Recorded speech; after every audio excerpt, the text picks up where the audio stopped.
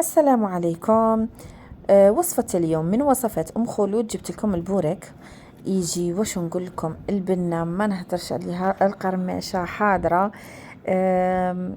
سهل، من أسهل ما يكون، اقتصادي 100%، يعني ما فيش بزاف مكونات، والبنة رائعة. هنايا جبت لكم، هنايا نسمع فيكم القرماشة. شوفوا كيفاش يجي مقرمش، يجي روعة البنات، يجي ما شاء الله. وسمحوا لي على هاد الاصوات، اصوات يعني هذا تاع جارنا. المهم، الوصفه تاعنا تبدا من عنا حبه بصل متوسطه، كنت قطعتها الى قطع صغيره وقليتها في شويه تاع الزيت، يعني حتى يدبل لنا البصل نروح نزيدوا له كميه تاع عندي انا بولياشي، يعني دجاج مرحي. نتوما ديروا لحم مرحي ولا ديروا كما درت انا، ولا يعني درت دجاج كنتو طيبتو به شوربه ولا حاجه تاني، قلعوه وفتوه.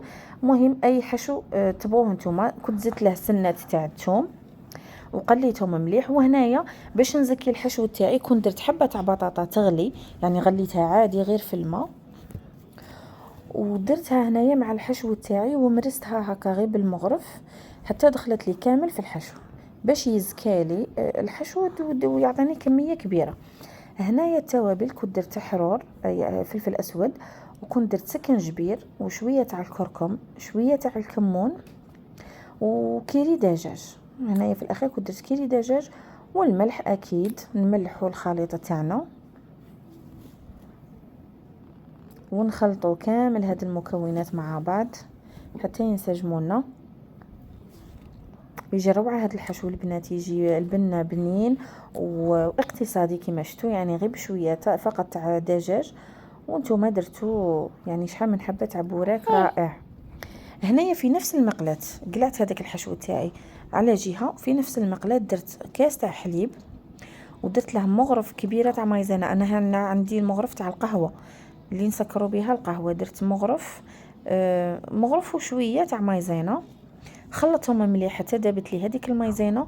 وجيت هنايا زدت لها شويه فخوماج غابي، رابيت لها شويه، وزدت لها تاني شويه فرماج ابيض او فرماج طري، ونخلطهم كامل مع بعض. هذاك الفرماج الابيض يعني سيو ما تمرسوش كامل، يعني انا ما بغيتش نمرسه هكا بالفرشيطه حتى يذوب كامل، بغيته يقعد لي هكا شويه قطع صغيره باينه، باش كي تاكلوا حبه البوراك تاعكم تلقاو فيها الفرماج من الداخل، ما يكونش كامل دايب.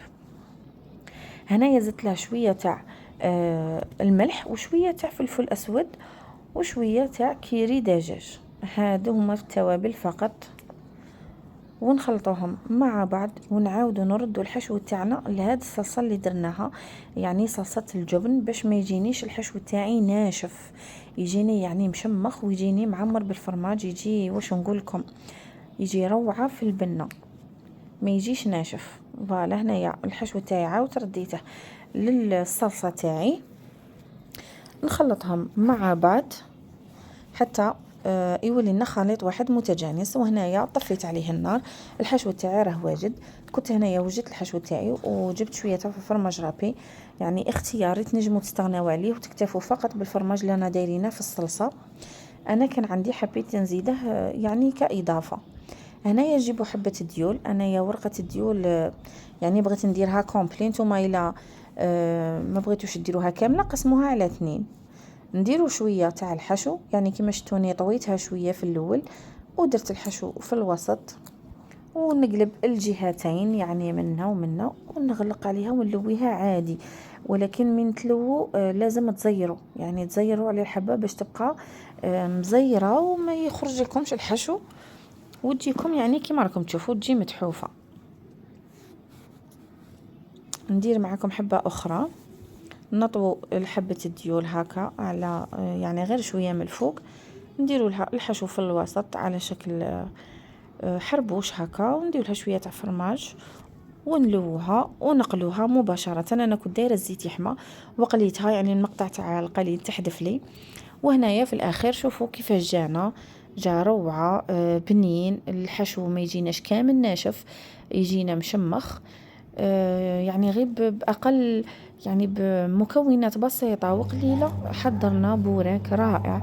ديريه لضيوفك، ديريه في رمضان إن شاء الله، ويجي بنين ورائع. يعني نتمنى تجربوا الوصفة، وإلا عجبتكم الوصفة البنات ما تبخلونيش بالجيم والاشتراك في القناة وتفعيل الجرس حتى يوصلكم كل ما هو جديد. ومع السلامة حتى الفيديو الجاي إن شاء الله.